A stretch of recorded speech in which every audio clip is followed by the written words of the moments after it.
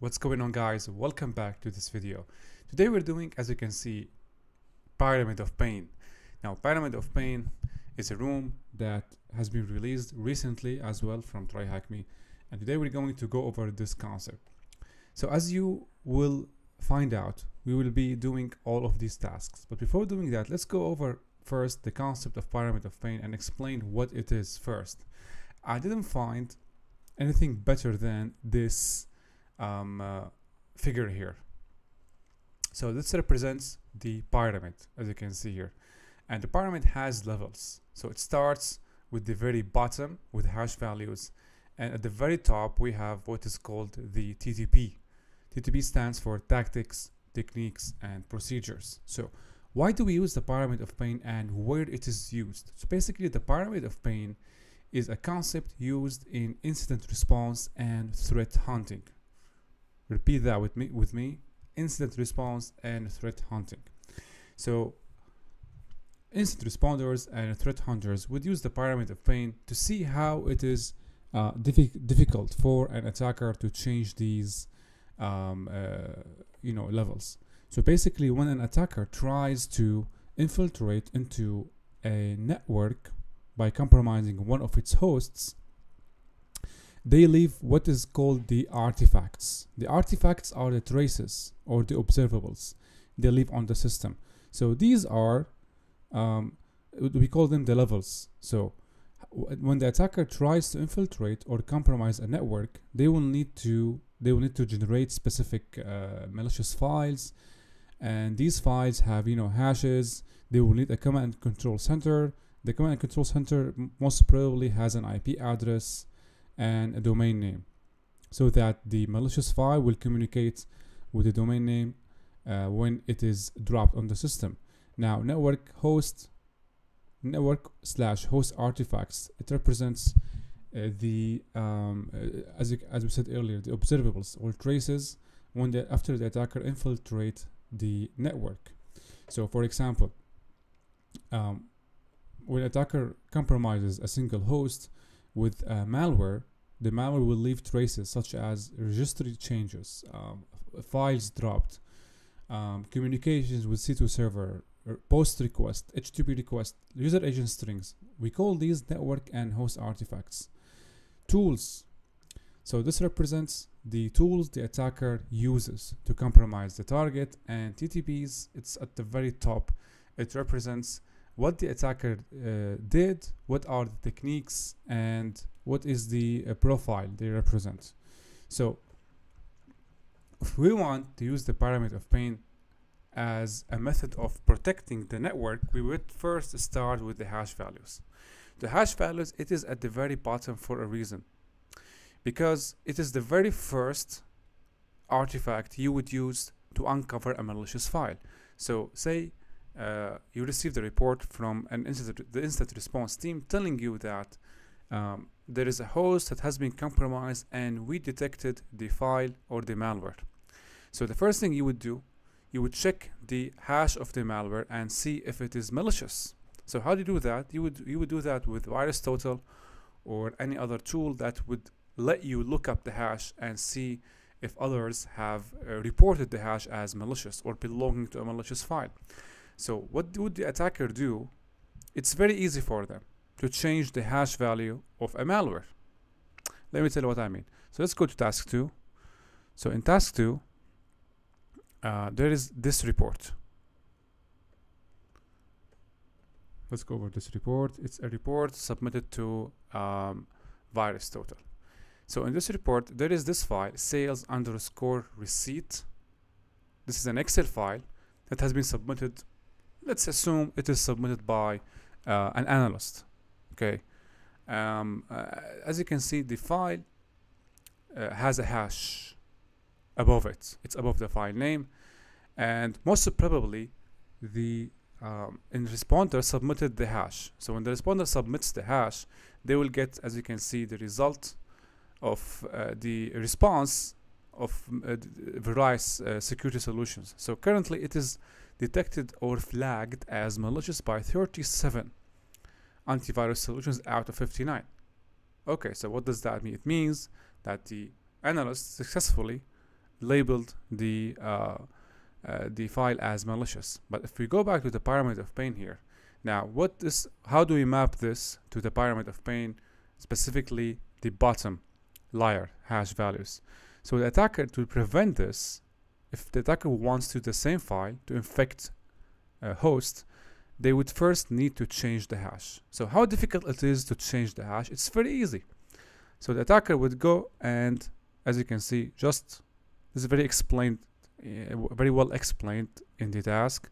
As you can see, they can just echo a simple string to the end of the file, and the file hash will change because the hash is a unique string fingerprint of a file. Okay. Now, if you change a single bit of the file, the hash of the file will change. So if the attacker just appends a string to the file, they will successfully change the hash. And once the hash changed and if you try to submit the hash after the change process into this VirusTotal, you will receive 0 flagged results. So that's why the hash values are at the very bottom, because they are very easy to change by the attacker and fool the analyst. So when the analysis team uses the pyramid of pain, they use all of these levels or layers collectively. They don't rely on a specific layer. So this means we cannot rely only on the hash value to flag a file as P9 or not malicious, because it's very easy to change it. Okay, so now this is, the question here is asking the file name. So we answered it is the file name mentioned here, sales_receipt. Okay, now the next level, it is the IP address. So now we are going up in difficulty a little bit. So in IP addresses, how easy it is for an attacker to change the IP address. Let's go back again. So there is this report.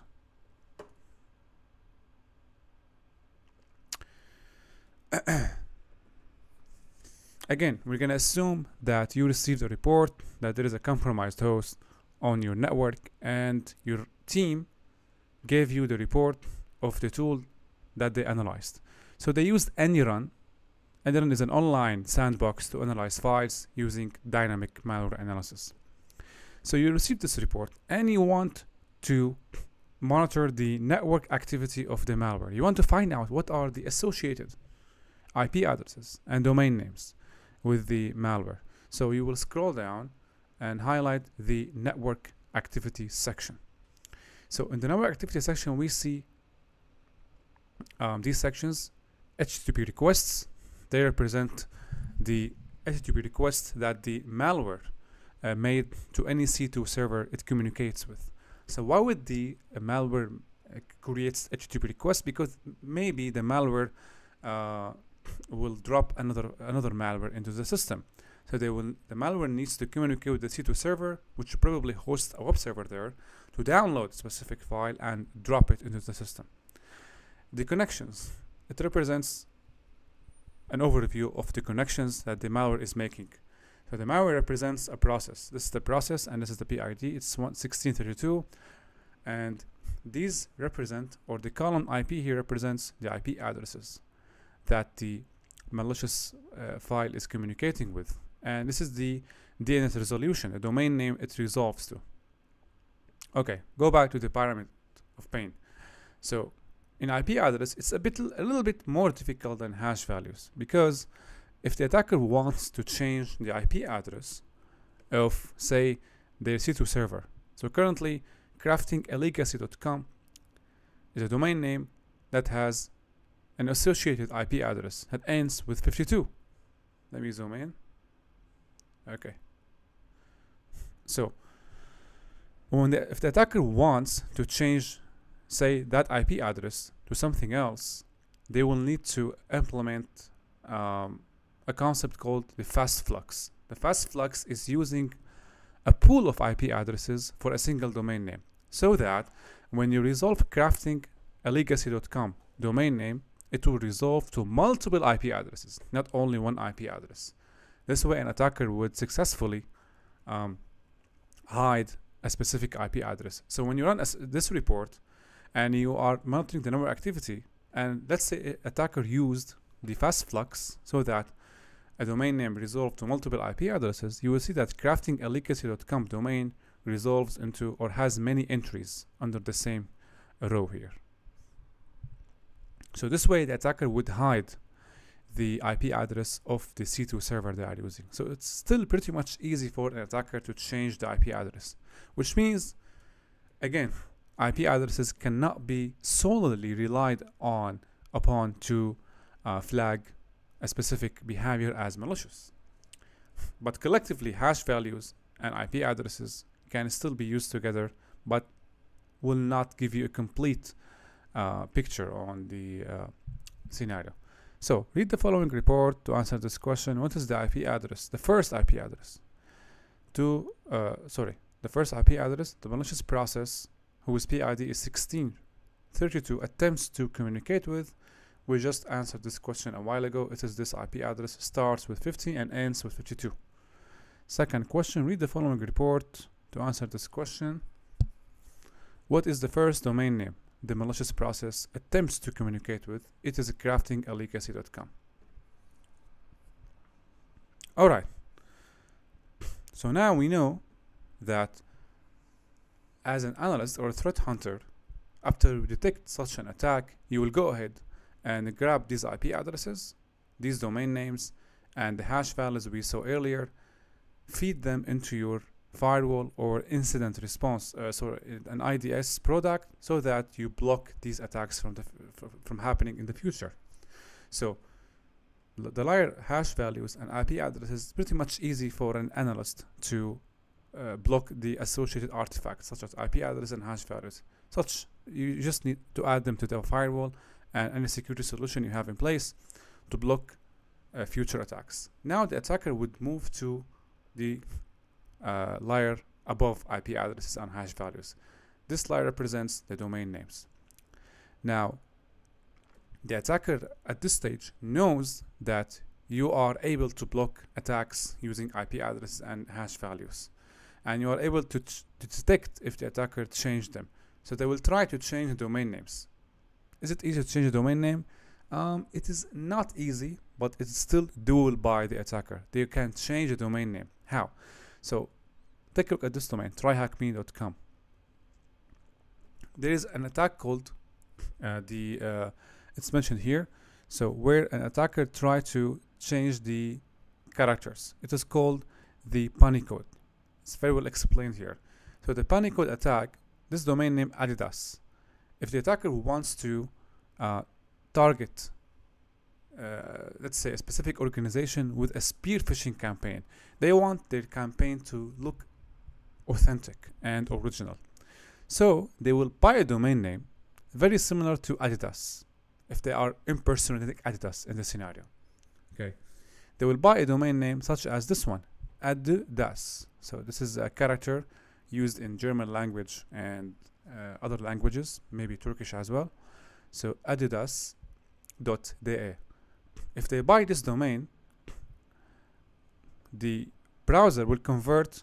This character is not written in the browser, it's not recognized. So what the browser would do, it would convert this into a Unicode ASCII. So Adidas, right, will in the browser it will be shown as this one. What does that mean? It means that the attacker will be able to buy this domain and make the phishing campaign look very much similar to a campaign or an email address sent originally by Adidas. So it is still doable by the attacker to manipulate the domain names.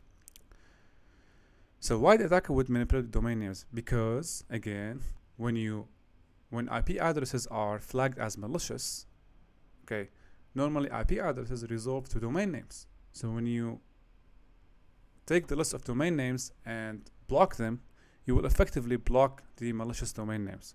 But if the attacker is able to hide the domain name using this method or using URL shorteners, again, URL shortening is another method to manipulate domain names and hide the malicious domain name.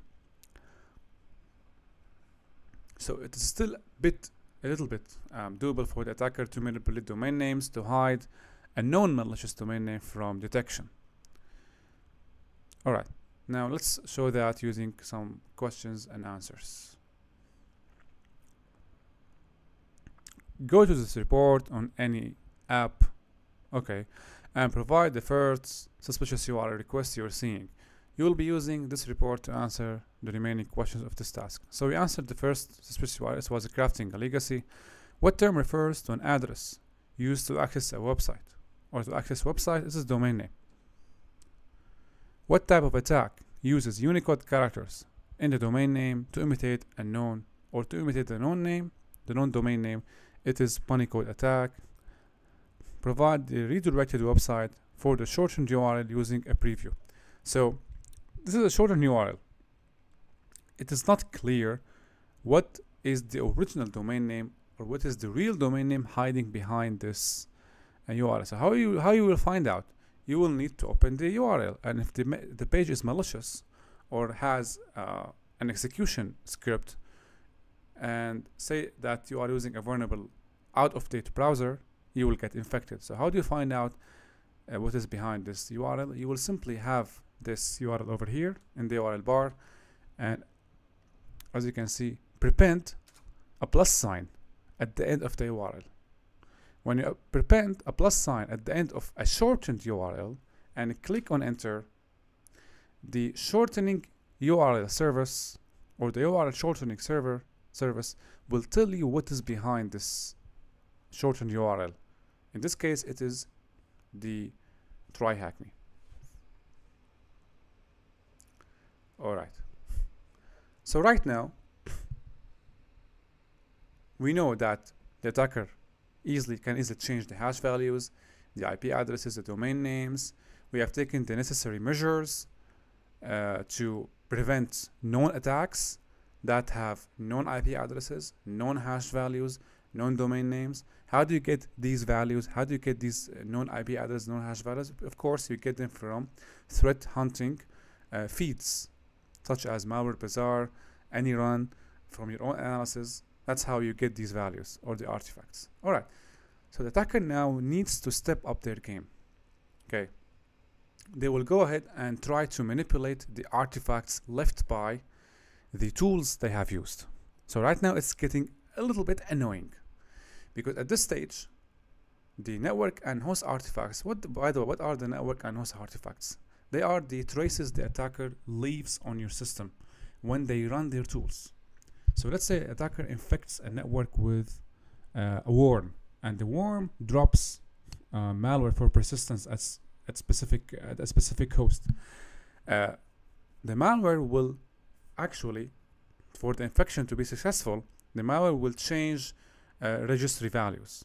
The malware will change specific files. It will drop files into specific directories. It will attempt to communicate with C2 servers, makes HTTP requests. All of these, we call them, or even the malware would use a specific user agent. All of these traces or observables can be obtained by the analyst, right? Using PCAP, maybe network capture. If you are using Snort or some other IDS, you can configure it to create real-time network capture. So using real-time network capture, we're able to analyze the network activity that happened during a specific timestamp, and therefore during this time you're able to analyze the network activity that the malware creates. By analyzing the network activity of the malware, you'll be able to detect all sorts of network packets exchanged between the malware and the C2 server using various protocols such as DNS, HTTP, SSH. We call these network artifacts. And all of the details that go into the request, we also call them the network artifacts, such as the user agent, the host, the type of request. We call these network artifacts. Host artifacts are the changes made by the malware on the system, such as the files created by the malware, the process executed, the registry values changed for various purposes, right? So why would the tool create the changes to perform its function? So we call these host artifacts. So these artifacts, it's pretty much hard for the attacker to change them because they are reliant on the tools they are using. So if the attacker wants to change the artifacts, they will need to go back and change their tools or modify them, and it's pretty much annoying. Let's go over these tasks and answer the questions. Okay, we have a report to review here. The question says, a security vendor has analyzed the malicious sample for us. Review the report and to answer the following questions. A process named regidle or regidle makes a post request to an IP address on port 8080. What's the IP address? So the post request can be obtained or monitored using network capture, right? Or real-time analysis. So we have to find out what is the IP address that the process is trying to communicate to using this port. So this report is kind of heavy. We're gonna directly go to the page displaying the answer. So it's pretty much maybe page 52.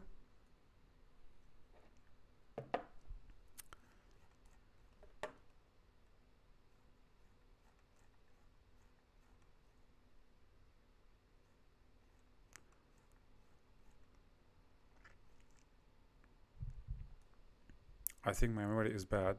Yeah, it's here. So what is the first, okay, so this is the process, and as you can see, we are able to see the IP address it is communicating to. This is the first one, but it is not on port stated by the question. We want the port 8080. This is the first IP address. Starts with 5 and ends with 85.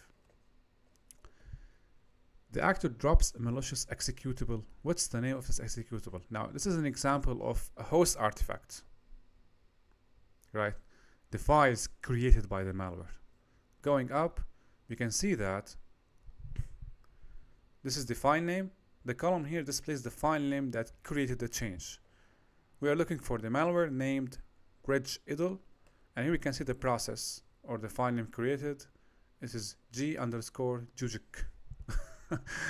Look at the report, this report by VirusTotal. Okay, we close this report and we open a new one. How many vendors determine this host to be malicious? Alright, let's go ahead.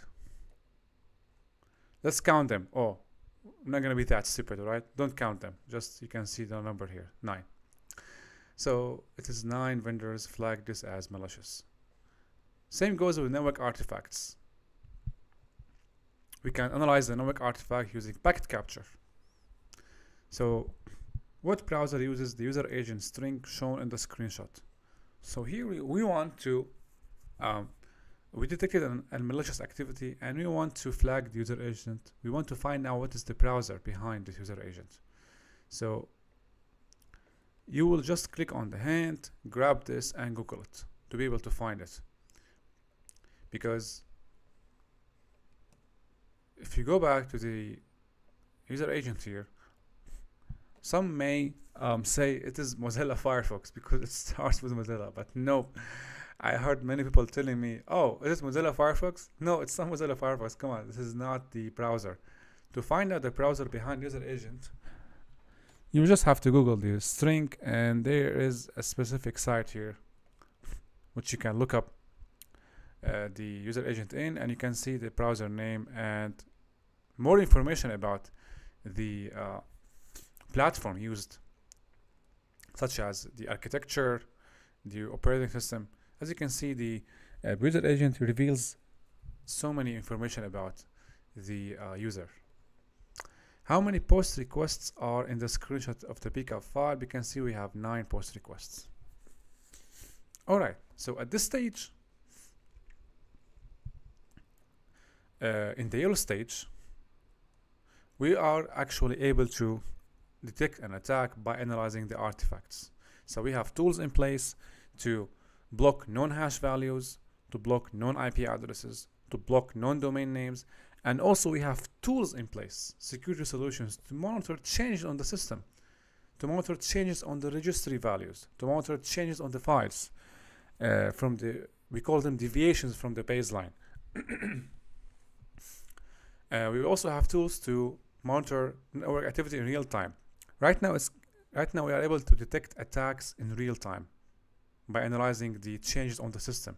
So now the attacker realizes that we have advanced defenses in place. So they need to step up their game. So they will go to the layer above it, which is the tools layer. It is now getting kind of impossible for the attacker, and the attacker probably now is thinking of giving up on the attack, because it's very hard to change the tools of the attack. They will need to go back and create a new tool. If they are able to, maybe the attacker is script kiddie. They are using known tools to launch the attack. If they are script kiddie, they will find this level and the level above it impossible to bypass, because they will need to create a new tool or program a new tool.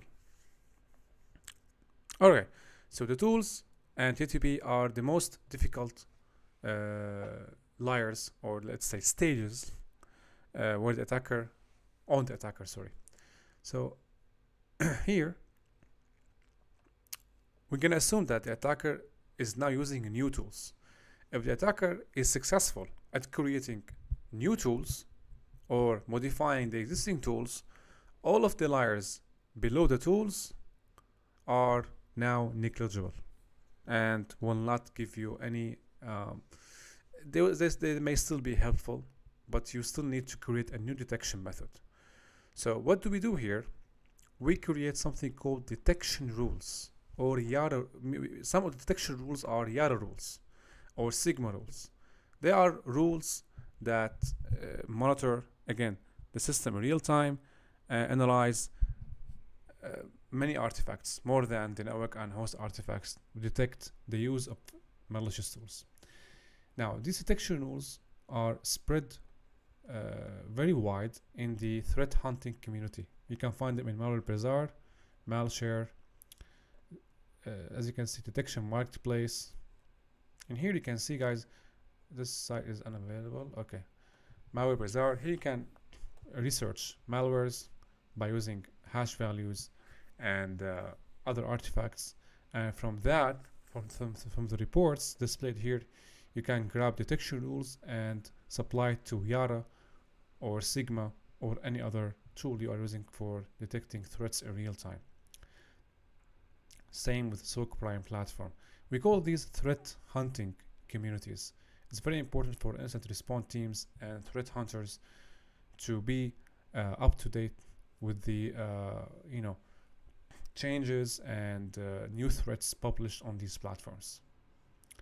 Again, if you encounter, or if an incident response, if an attack happened in your environment, or attack hit your environment, and you detected the attack, you will go ahead and feed the communities here with the artifacts you have just uncovered. Alright, so provide the method used to determine the similarity between files. Now, fuzzy hashing. Okay, about fuzzy hashing. Fuzzy hashing is a technique to detect if a file's hash has been changed. So it gives you the similarities between the hashes of two files. This is the tool. And the other question, provide the alternative name for fuzzy hashes without the abbreviation. You can find it here from the definition. SSDeep is a program for computing context triggered piecewise hashes. TTPs. Alright, so now the attacker knows that you have deployed detection rules such as Yara or Sigma to detect attacks in real time. Now the attacker needs to step up their game to the TTPs. TTPs are tactics, techniques, and procedures, and they are very much explained and used by the Mitre framework to profile attackers, their techniques, and their tools. So at this stage, the attacker have two options, as you can see here. They either give up and find another target, or go back and create new tools. So it's pretty much challenging for them right now. So your goal in any incident response team or threat hunting team is to be in these two layers, tools and TTPs. Preferably if you are at this layer, TTPs. So you have all the security solutions or the countermeasures or security controls in place to block known hash values, known IP addresses, malicious ones, domain names, monitor the network and host artifacts and have detection rules in place to detect the tools or malicious tools. A TTP, it's kind of difficult for even not impossible, but it is challenging and tough for any group of attackers to bypass a system that has defenses in place which map these layers. Navigate to the ATT&CK matrix webpage. How many techniques fall under the exfiltration category? Now, we explained in detail the Mitre ATT&CK. In my channel, you can go back and find the relevant video to have a look at ATT&CK. We're not going to explain ATT&CK now, guys, because we did that before. All right, so how many techniques under the data exfiltration category? These represents the stages the attacker goes through when they first launch an attack. It starts with reconnaissance, information gathering, and ends with impact, the impact they leave on the system. Okay, and for every stage there are techniques that the attacker would implement or apply to make this stage successful or to move up into the next stage in line. So what are the techniques under exfiltration? We have 9 techniques. Chimera is a China-based hacking group that has been active since 2018. What's the name of the commercial remote access tool they use for T2 beacons and data exfiltration? So here we are researching a known attacker group called Chimera. So how do we find out what are the techniques, the tools, and the tactics used by a specific hacking group? We can use again the Mitre ATT&CK by researching the group name, and we select the result that has the group name as the title. So we go ahead here and we see all the techniques used by Chimera. We also see the software, and here we need to highlight the commercial software used to perform C2 beacons and exfiltration, which is Cobalt Strike. Alright, so lastly we go to this task. So in this task, finally we will answer this question. We need to map the explanations or statements here and put them into the correct layer. Now this task is currently broken and needs to be fixed. Okay, why? You will find out now. Okay, let's now read through these prompts and put the appropriate prompt with the appropriate layer. The first one, the attacker would get a little annoyed at this stage, as he would need to go back and reconfigure his tools. The attacker tends to leave the common patterns like registry, key changes, dropped files, and suspicious process execution. These are host artifacts, so we're going to put them here. Fine. The next prompt. At this stage, it is a little bit tricky for an attacker to change, as he would need to purchase, register, and host it somewhere. So purchase, register, and host it somewhere, it is your domain name. So we grab this and map it to the domain name layer. At this stage, it wouldn't take a lot of effort to change it with a single bit of modification of the file. So when we change a single bit on a file, we are changing the hash value. But you can still detect it most of the time by using fuzzy hashing. So it is the hash values layer. At this stage, the attacker would need more time to go back and change his tactics or modify the tools. A user agent string, C2 information, or URI patterns, followed by the HTTP post request can be indicators. These are network indicators.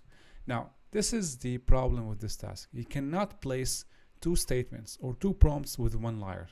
So if I drag this here to the network artifacts and put it, it will replace the old one, which is the host artifacts. Put this one more time here, it will go back here.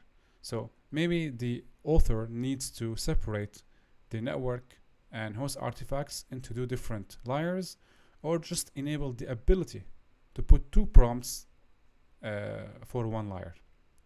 Alright, we can leave this here, but you know now it is network artifact.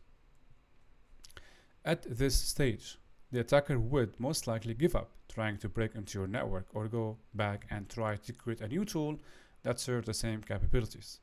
At this stage, adversary would use a backdoor, custom payload, or a malicious document. Here we are in the tools. At this stage, you would leave the adversary no chance to succeed in this attack if you can detect and respond to the threats quickly, of course, by virtue of detection rules. So we place this at the TTPs. Here. It's not working. Okay. So that was it, guys. This is the pyramid of pain. And I will make sure that I update the current notes with the pyramid of pain, so you have the information summarized if you are subscribed, of course, to the channel 2 membership. So that was it, guys. I'm gonna see you later.